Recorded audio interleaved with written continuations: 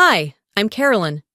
I used to think family meant safety, until mine burned my lottery check, called me a freeloader, and kicked me out into a snowstorm.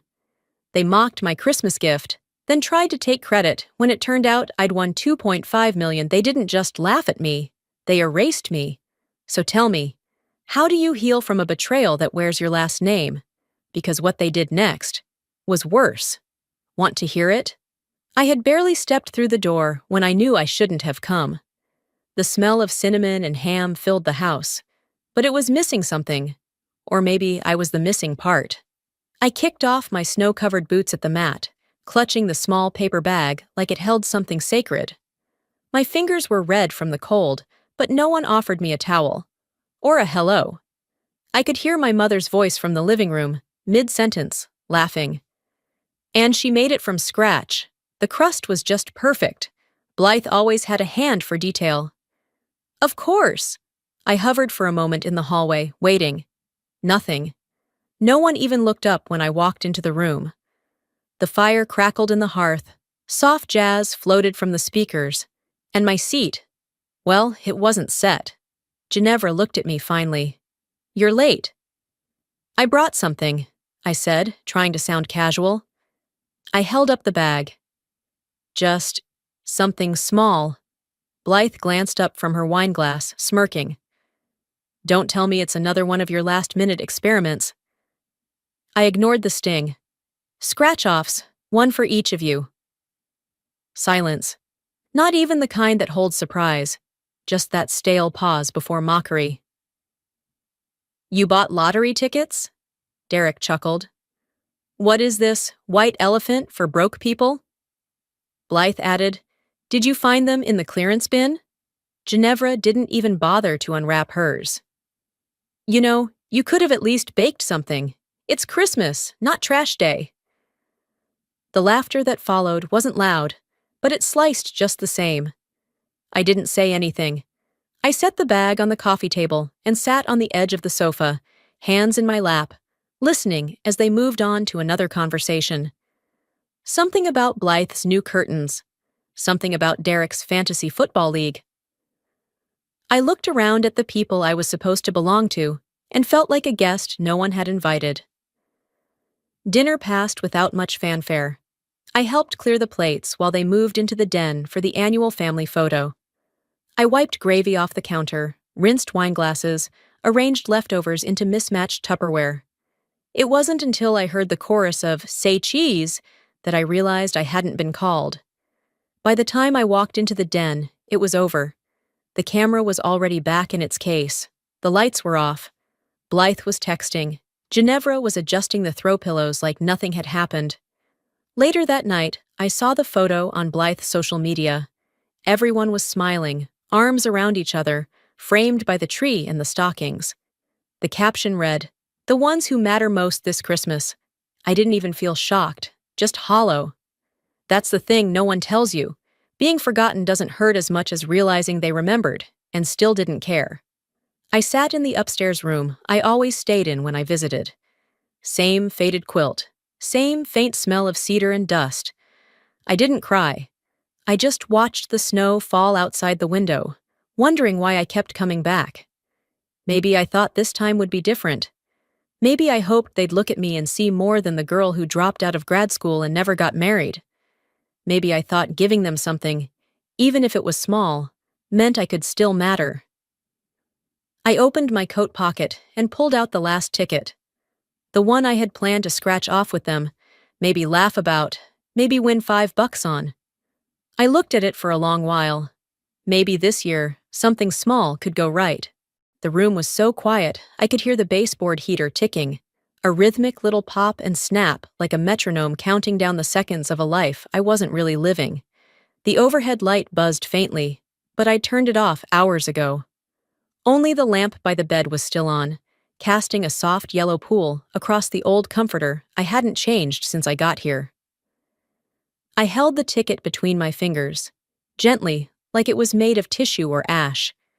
I stared at it, like it might vanish if I blinked too hard. I didn't feel excited. I didn't feel scared. Mostly, I just felt still, like every emotion had been wrung out of me days ago, and I was just waiting to be filled back up with something that wasn't exhaustion. Downstairs, I heard the unmistakable sounds of dessert being enjoyed. Silverware tapping against plates, someone setting down a wine glass too firmly on the table, Blythe's laugh, high, polished, brittle, and Derek's voice rumbling beneath it like a bass note. They were probably talking about granite countertops again, or maybe the ski trip they were planning for January. Aspen or Tahoe, they hadn't decided.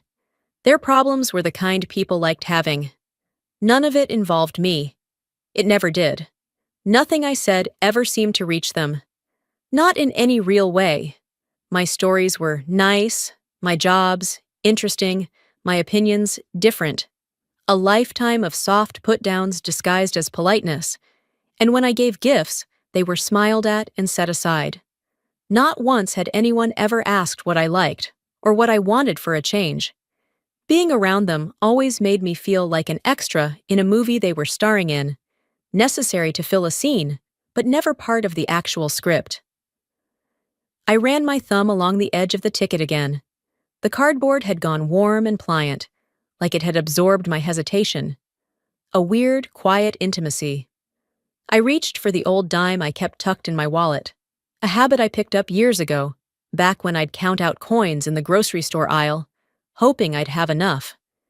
It was smooth and worn, the face of Roosevelt barely visible anymore.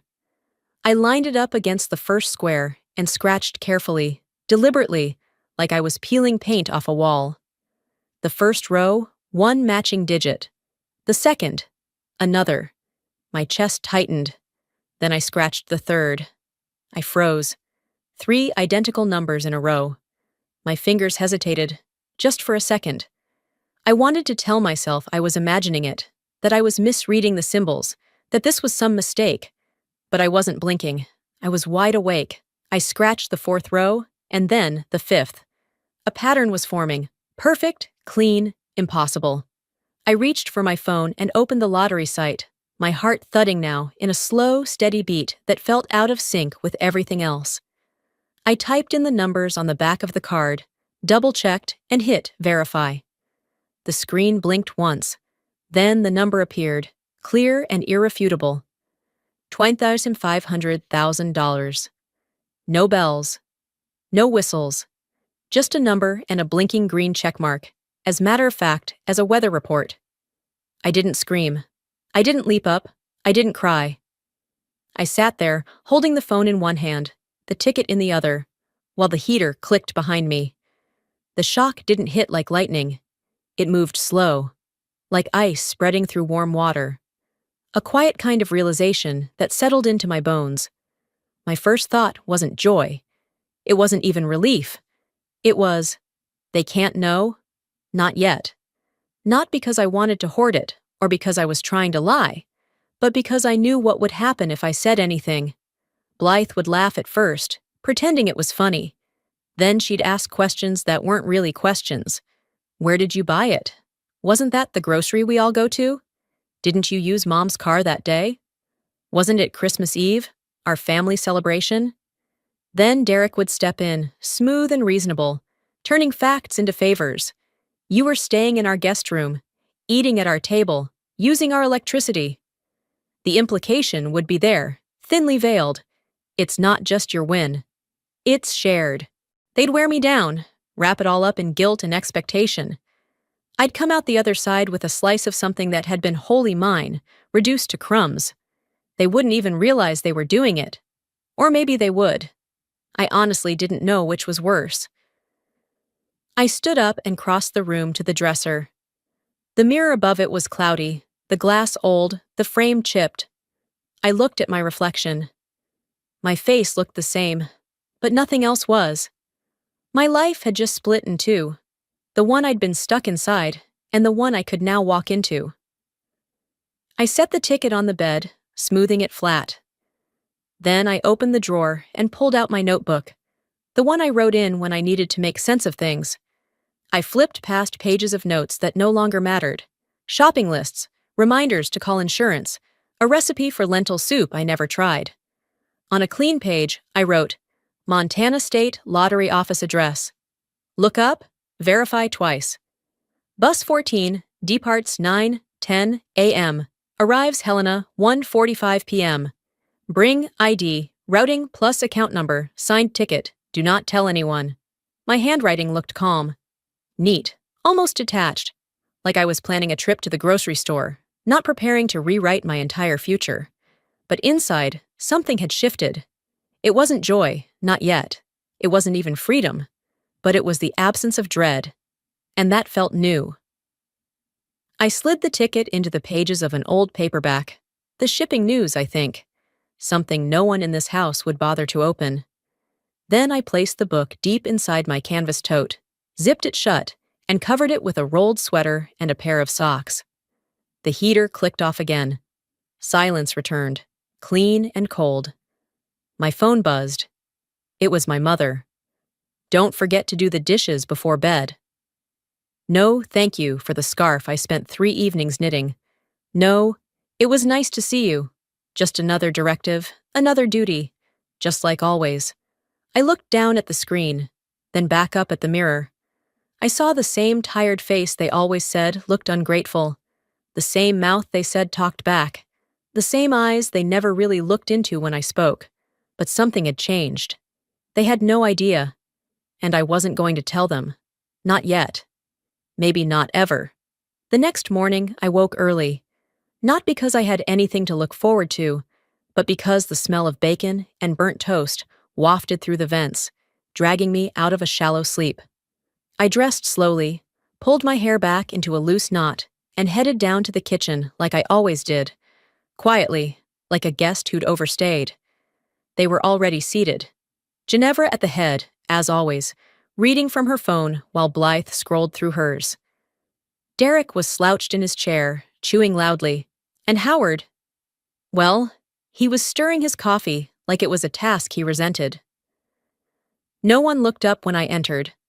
I poured myself some black coffee and stood for a moment, holding the mug between my hands, letting the heat settle into my fingers. Ginevra glanced up finally. Hope you washed your hands before touching anything. I didn't respond. I sat down at the far end of the table, furthest from the window, and began buttering a piece of dry toast. They continued chatting like I wasn't there. Have you heard about that lottery thing?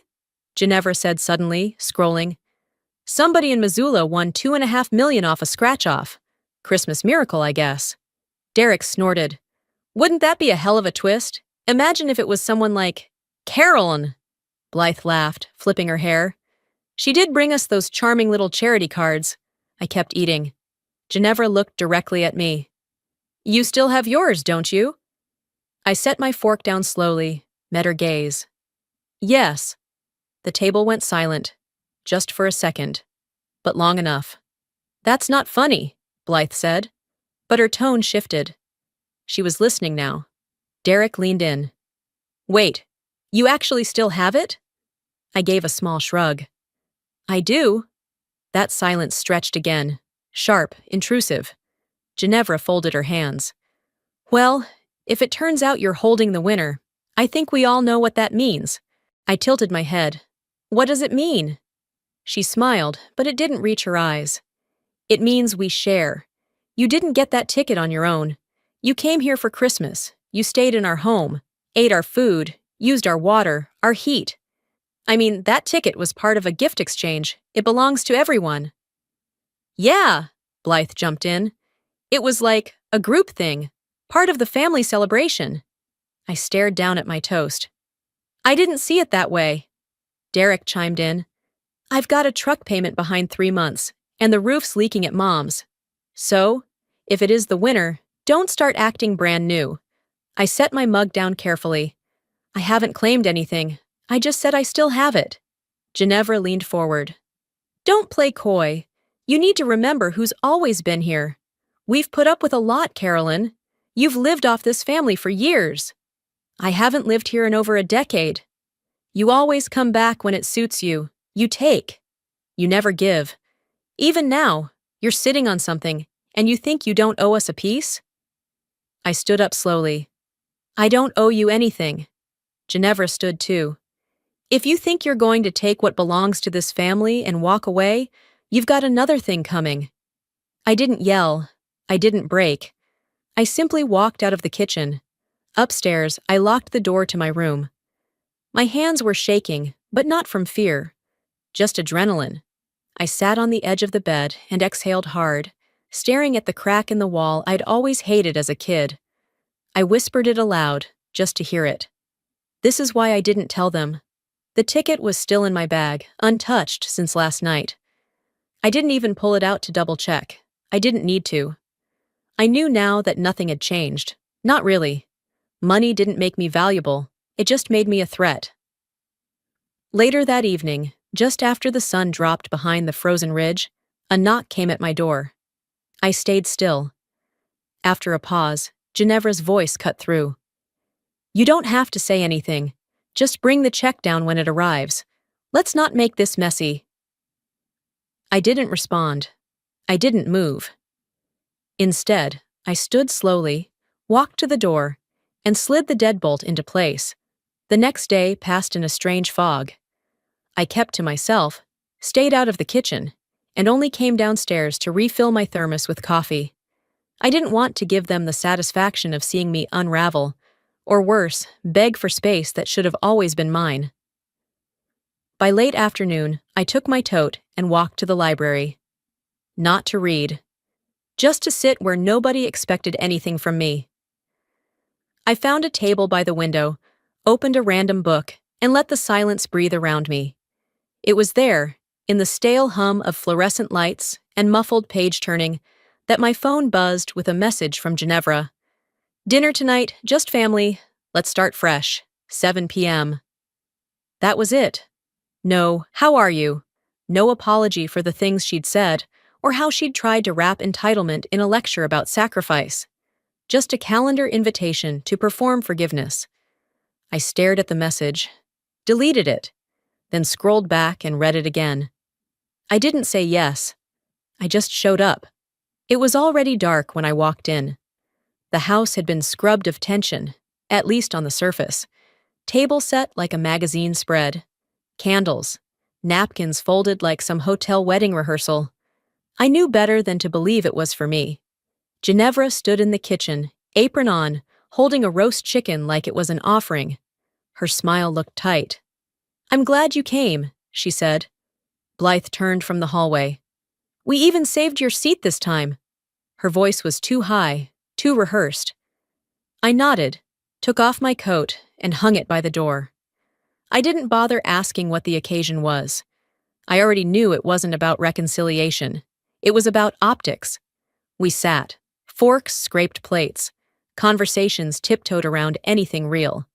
"I've been thinking," Ginevra said, slicing into the pie she'd brought from the bakery. "We've all said things that didn't come out right. But we're still a family, right?" No one responded. She laid a slice of apple pie in front of me. Then, just as my fork touched the edge of the crust, she reached into a drawer and pulled out a tan envelope. She slid it next to my plate like it was a napkin. "Just a little something to make things clear. It's cleaner for taxes this way." I didn't open it. "Just take a look when you're ready," she added. "Nothing dramatic, just fairness." I pushed the envelope aside, still untouched. Then I looked her in the eye. "Fairness?" She blinked. "Well, yes. It just outlines how we could divide things. You know, so nobody feels left out. You're not planning to run off with everything, are you?" Blythe chimed in, swirling her wine. "It's not about taking. It's about sharing. We've always done things together." Derek finally spoke. "It's not that we don't trust you, but it would be crazy not to set expectations now, before anything official happens." I didn't answer. I stood up, pushed the plate back toward the center of the table, untouched. "I'm not hungry." "Carolyn," Ginevra started, "don't be childish. You always do this. You get all worked up." "No," I said, steady. "You always do this. You decorate guilt and call it family." They stared at me like I'd spoken another language. I didn't wait for a reply. I walked out the front door, coat unzipped, the cold slicing through my sleeves. I didn't care. I needed air that didn't feel choreographed. As I reached the edge of the driveway, I pulled out my phone and texted Selby. "I'm ready to move forward." She responded within seconds. "Then let's do it."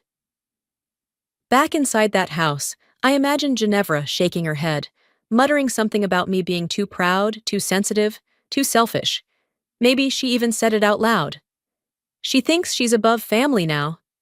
No, I just stopped lowering myself to be part of one that never included me. By the time the first soft launch night came around, the paint on the walls of Carolyn's table had barely dried. The sign outside still smelled like pine from the carpenter's truck. We kept the lights dim, the playlist low, and the front door unlocked, just enough to let in curiosity, but not enough to announce anything bold. I stood behind the espresso counter, wiping down the machine, even though it didn't need it. Selby was sorting through the reservation cards. I'd asked her to keep it all quiet. No press, no fanfare. Let the food do the talking. "Tonight's mostly neighborhood people and 2 invitees from the community board," she said without looking up. I nodded. "Let's just observe. No introductions. Let them guess." The door chimed around 6:40. 2 women I vaguely recognized from a city cleanup event stepped in. Then a retired teacher who once failed me in 11th grade. They smiled, took their seats, admired the old brick walls like they hadn't always been here, hidden behind decades of drywall and dust. Then they arrived. I didn't see them at first, just heard the voice. Ginevra's. Loud enough to be polite, just enough edge to command space. "Oh, how charming," she said, walking in behind a woman from the Rotary Club. "It's small, but I suppose cozy is the trend now." Blythe followed close behind, glancing around with that uptight smirk she saved for estate sales and bad furniture stores. Derek trailed behind, hands shoved in his coat pockets like he'd rather be anywhere else. They didn't see me. Ginevra leaned toward the hostess stand. "We're with the council invite. She said we'd be fine to join." Selby glanced at me, then back at them. "Of course. We have a table for 3 near the window." Ginevra chuckled. "Imagine if that freeloader of a daughter ended up in a place like this. Wouldn't that be something?" I didn't flinch. Just kept steaming milk for a cappuccino like I'd done it 1,000 times. Because I had. Not in some glamorous barista course, but through trial, error, and YouTube tutorials with bad lighting. This wasn't magic. It was muscle memory. The room filled gradually. Quiet conversations hummed. Laughter bounced off the ceiling beams. I stayed behind the counter, letting the night carry itself. Then the mayor walked in. He didn't need to be here, but he showed up anyway, smiling like he meant it. He crossed the room, nodding at patrons, and made a straight line for me. "Carolyn," he said, shaking my hand. "Congratulations again. This place has your fingerprints all over it." His voice wasn't loud, but it carried. Every fork paused midair. Ginevra turned, as if someone had slapped her with a warm towel. Blythe's wine glass trembled just enough to spill a drop onto the linen napkin. I stepped around the counter, smoothing my apron. "Welcome," I said to the mayor, then glanced at the 3 of them. "Table for 3? Ginevra didn't answer. Derek looked at the floor. Blythe cleared her throat. "We didn't realize this was yours," Ginevra said finally, blinking like someone trying to focus in the dark. I smiled, not cruelly, just enough to let her know I'd seen everything I needed to. "Well, now you do," I said. "Enjoy your evening." I turned to walk away, but Ginevra reached out, fingers curling slightly toward my arm. "Carolyn, maybe we could talk sometime. About... maybe you're hiring?" I looked at her, then at Blythe, who was suddenly very interested in the breadbasket. "All applicants go through the same process," I said evenly. "If you'd like to apply, Selby handles HR. We don't do shortcuts, even for family." Blythe scoffed, her voice low but audible. "Seriously? You'd make us apply like strangers?" "No," I said, meeting her gaze. "Like adults." Selby approached then, folder in hand, and gently redirected them to their table. The night moved on. Dishes were cleared. Dessert was served. They ate. because they were too proud not to, but they didn't stay for coffee. After the last guest left, I sat at the front window with a mug in hand, staring out at the empty streetlights flickering over snow. My phone buzzed. A friend of Selby's had written a blog post. New cafe in Missoula is run by a quietly brilliant woman with a sharp edge and a soft center. I whispered to myself, just to feel the words out loud. I've waited my whole life for someone to see both. The night after the cafe's soft launch, I didn't go home. I stayed at Selby's, slept on her pull-out couch with a blanket that smelled like lavender and strong detergent. In the morning, she handed me coffee in a chipped mug and asked if I was ready for the final prep inspection. I said yes, but something tugged at me. I needed to grab my tax documents, still tucked away in my old bedroom. It was early January. The sidewalks were still crusted with half-melted ice, the sky that colorless gray that makes you question if the sun ever really existed here. By the time I got to the house, the windows were dark, but the porch light was on.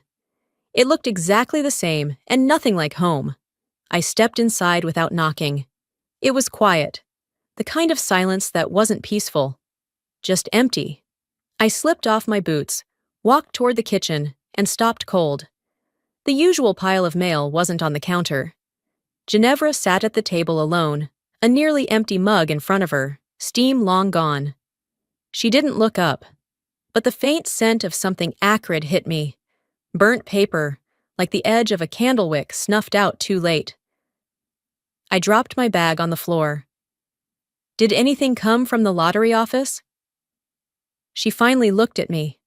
Her lips twitched, just slightly, like she had rehearsed what she'd say. You mean this? She reached beside her and held up a corner of scorched cardstock. The check, blackened on one side, curling at the edges. I took care of it. My jaw clenched. You burned it? That money was never going to do anything good for this family, she said, like she was explaining a casserole recipe gone wrong. It would have changed things, destroyed what little we still have. Blythe's voice floated from the top of the stairs. We don't need your dirty millions, Carolyn. You think money makes you better than us now? I didn't answer. I walked further into the kitchen.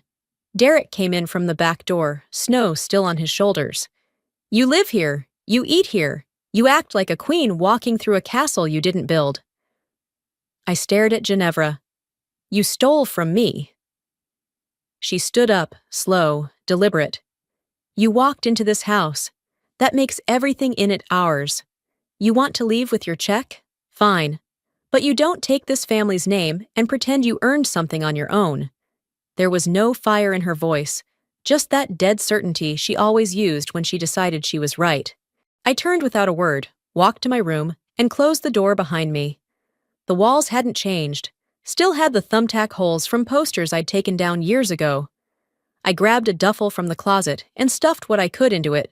Some jeans, toiletries, that worn sweater I kept meaning to replace. As I zipped the bag, footsteps stopped outside my door. Ginevra's voice came through like a snake under a doorframe. If you walk out now, don't think you can come crawling back. I opened the door slowly. That's the first thing you've said that I agree with. We locked eyes. Hers didn't soften. I brushed past her, walked through the hall like I'd walked it my whole life. Only this time, I didn't look back. Outside, the cold bit harder than I expected. I hadn't taken a coat, just a scarf and thin gloves. My car had been parked blocks away, still with a dead battery. So I walked. Half a mile in, my fingers stopped burning. That's when you know you're in trouble. Not when you feel pain, but when you stop feeling anything at all. A porch light flicked on as I passed a neighbor's home. Mrs. Whitmore. She had always left cookies on our doorstep when I was a kid. She opened her door halfway and called out, "You okay, honey?" I managed a small nod, though I doubt it convinced her. She stepped out in slippers. "You look like you've been out there too long. Come on in, warm up. Do you need a phone?" "I have mine," I said, voice hoarse. "Could I borrow a charger?" She smiled softly and held the door open wider. I sat inside her mudroom while the phone charged on a small side table. The warmth crept back into my skin slowly, pins and needles lighting up my palms. When the screen lit up, a new message appeared. Selby. Tomorrow's inspection is early. We ready? I typed back without hesitating. Let's make this place real. I'd lost the check, but I hadn't lost my name. 3 weeks passed quietly. Quiet in the way a storm sometimes is when it's building just beneath the surface. Carolyn's table had started picking up steam. A blogger from Spokane called it the kind of place that feels like it was made for you, even if no one ever made room before. Customers lingered. Staff smiled more. There was, for the first time in a long while, air in my lungs that didn't feel borrowed. Then the noise started.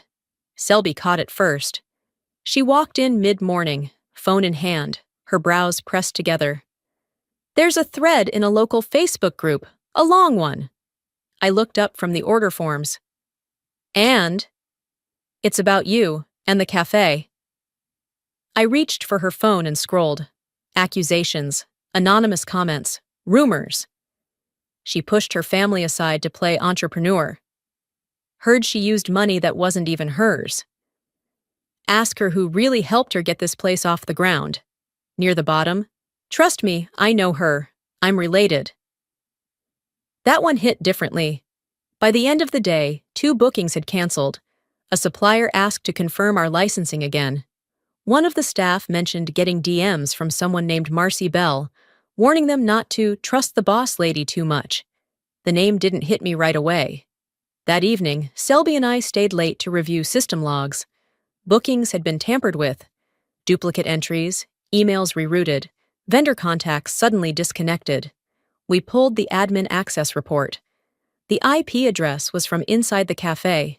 Same terminal used by Blythe's workstation. Blythe. She had applied under the name Marcy Bell just after we announced our open hiring event. She'd submitted a resume from a Gmail address I didn't recognize, listed references I never bothered to check. She worked quietly, never late, never too eager. I'd taken it as humility, but now I saw it for what it was. Camouflage. Call her in, I told Selby. 10 minutes later, Blythe sat across from me in the back office, her arms crossed, expression unreadable. You've been working here under a fake name, I said. That's not illegal, she replied. It is when you use it to alter business records.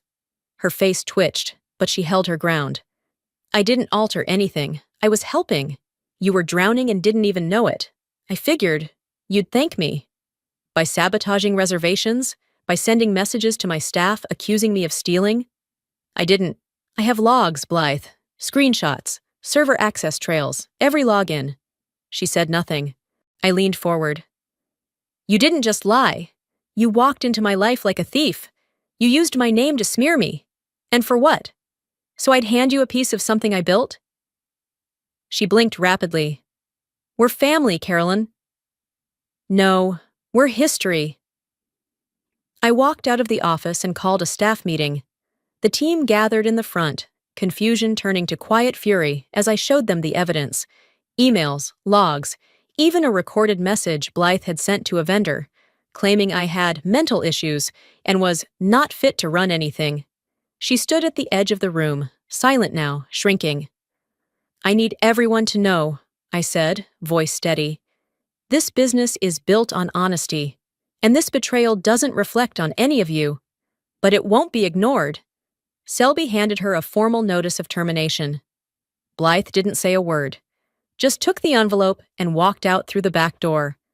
That night, a message pinged on my phone. Ginevra. You always were dramatic. I deleted it before finishing the sentence. The next morning, Selby dropped a folder on my desk as I reviewed the new hiring budget. It was thick, tabbed with highlighter notes. Payroll audit, she said. Started it last week just in case. I flipped the folder open. Her finger tapped one name on the list. A part-time kitchen staffer, someone we'd hired through Blythe's recommendation. There's a discrepancy. Hours billed don't match shift logs. Cash payouts through side jobs that don't exist. Looks like the sabotage didn't end with her. I stared at the page. I think they were testing how far they could go, Selby said. Looks like they were planning something bigger. I nodded slowly. Let's make sure whatever they started ends here. I spent the next 2 hours combing through every line in the payroll folder Selby handed me. She sat across the desk, legs crossed, tapping a pen against her knee in slow, even rhythm.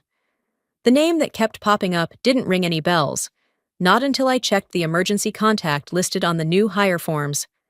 A burner phone number tied to an address in Blythe's neighborhood. Of course. The person Blythe vouched for, the one padding hours and slipping cash through fake shift logs, wasn't just a mistake. It was a setup. One meant to bleed the business dry before I had a chance to fully stand on my own feet. Security footage? I asked. Selby nodded. Already pulled. We walked to the back room, the one that doubled as storage and our tiny server space. She queued up the feed from last Thursday. At first, it was just routine. Me unlocking the register, staff prepping, delivery drop-offs. Then, around 8:42 p.m., Blythe, who had been officially terminated a week prior, walked in through the service entrance. She knew the keypad code. She walked straight to the safe, keyed it open like she owned the place, pulled out what looked like a stack of 20s, and tucked them into a to-go bag she'd brought with her.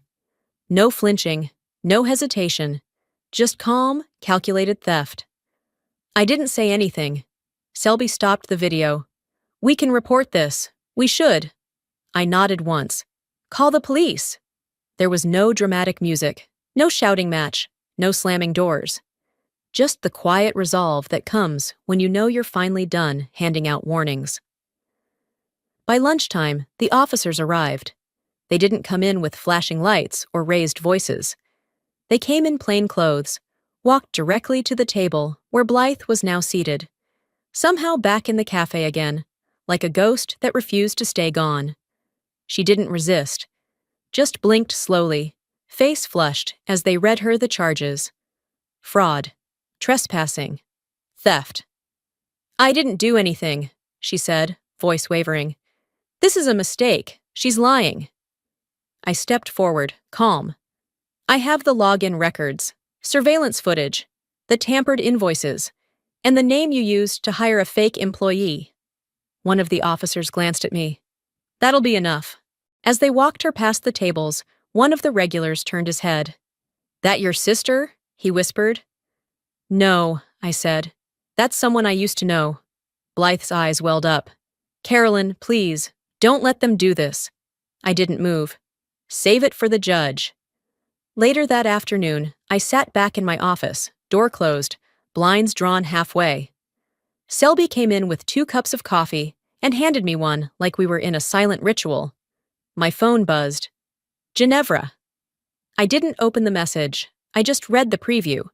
How could you do this to your own blood? I laughed quietly. Not bitter, just tired. Then I called her. She picked up immediately. So now you're too good for the rest of us? No, I said. I just stopped pretending you were any good for me. She went quiet. I didn't do anything to Blythe, I continued. She did it to herself. I'm not the villain here. I just stopped covering for the ones who are. You're still a part of this family, whether you like it or not, she snapped. No, I was never part of this family. I was the help, the placeholder, the shadow you blamed when the mirror cracked. I ended the call before she could respond. That evening, as the cafe closed for the night, I lingered in my office, lights low, a chair pulled toward the window. The space felt bigger without her in it. Lighter. A voicemail landed a few minutes after close. A reporter. Miss Rowan, we're running a piece on small business resilience. We'd love your insight, especially with your story. I let it play to the end, then replayed it again. This time, listening not to the words, but to the weight of them. Resilience. They always use that word like it's a compliment. But sometimes it just means you were the only one left standing because everyone else stepped on you. I whispered to the dark, this isn't about being tough. It's about surviving what should have never happened. The issue with being called resilient is that people say it like it's praise, when what they really mean is, you survived things we wouldn't have. There was a photo of me in the local magazine that ran the feature. I was holding a cup of coffee, smiling, though I don't remember actually smiling. The caption read, "Strength isn't always loud." I tore out the page and tucked it in a drawer. Not to frame, not to share, just to keep. A reminder, maybe, that sometimes the quiet ones write the ending too. That afternoon, I let the crew go early. The cafe had run smoothly all week, and the Friday air had turned warm enough to leave the door open without a draft. Selby gave me a wink on her way out. "You earned this lull." It was close to 5 when the phone rang. The landline. Almost nobody used it. I picked up on the second ring. "Carolyn!" Ginevra's voice cracked like it was stitched together from cigarettes and shame. I didn't answer. "I don't know what else to say," she went on. "She's gone. Derek moved. I haven't heard from him in weeks. People keep asking me questions I don't have answers to." There was a pause, just long enough for her to be hoping I'd break the silence. "Just call me if you want to talk," she added. "Or don't. I tried." The line went dead. I didn't feel rage. I didn't feel pity either. I just felt still, like I had finally stepped out of a shadow I didn't know had been over me for decades. That night, the staff stayed late to clean and restock. I offered to handle it, but they wouldn't let me. Selby dragged out a small chocolate cake from the back fridge, the cheap kind with the plastic lid and airbrushed lettering that read, "We see you." It wasn't fancy, but it knocked the air out of me in a way no betrayal ever had. Not out of pain, out of recognition. "We figured it's time someone celebrated you," Selby said, placing one hand on my shoulder. I didn't cry. I laughed. Then I bit into the cake with the plastic fork they handed me, sitting cross-legged on the tile floor between 2 crates of paper cups. "I'm not invisible here," I said. "Never were," one of the kitchen girls replied. When they finally left and the lights dimmed, I stepped outside. The wind was soft for once, brushing against my face like it didn't mean to hurt me. I walked a block down to the edge of the trees, the same spot I'd stood when I left my mother's house all those weeks ago. I closed my eyes and whispered it into the quiet. "You burned the check, but I kept my name. That was always mine." I breathed in deep. No one else was around, no one to hear it but me. And that was enough. I wasn't angry. I just didn't owe her my silence anymore, or my return. Some things you don't fix. Some things aren't supposed to be mended. They're meant to be left behind, the way you leave a pair of shoes that never quite fit right, no matter how much you tried to stretch them. Back at the cafe, the voicemail light on the machine blinked. A reporter I hadn't met before. "Ms. Rowan, we'd love to include you in a piece about women business owners who've overcome personal hardship. You've become a symbol of resilience in the community. Would you be willing to talk?" I let the message play twice. Then a third time. Resilience. Again with that word. I sat down at the counter, turned off the lights, and stared into the streetlight glow dancing on the polished floor. "This isn't about resilience," I whispered, barely moving my lips. "It's about survival, and finally choosing myself." I didn't return the call. I didn't need to, because for once in my life, I wasn't proving anything. I was just living.